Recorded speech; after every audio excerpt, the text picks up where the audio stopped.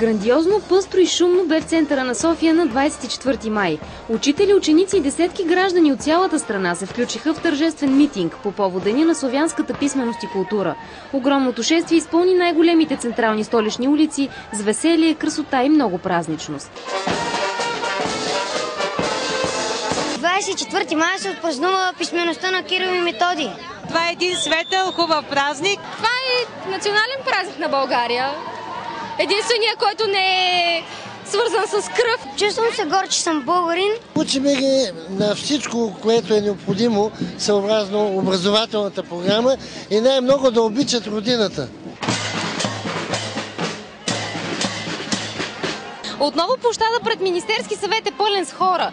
Този път обаче поводът е празничен, Денят на българската писменост. Шествието приключи пред паметника на светите братя Кирил и Методий. Там към церемонията се присъединиха президентът, министри и областни управители. Създаването на азбуката има държавотворен характер. Всъщност укрепването на българската държава е неразривно свързано с разпространението на кирилицата. Всички поднесоха венци и цветя на паметника на Кирил и Методий.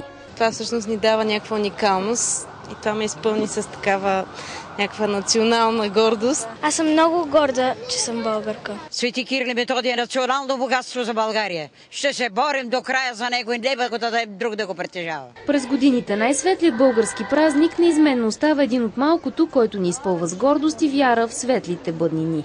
Върви, народе възродени, към светла бъднина върви.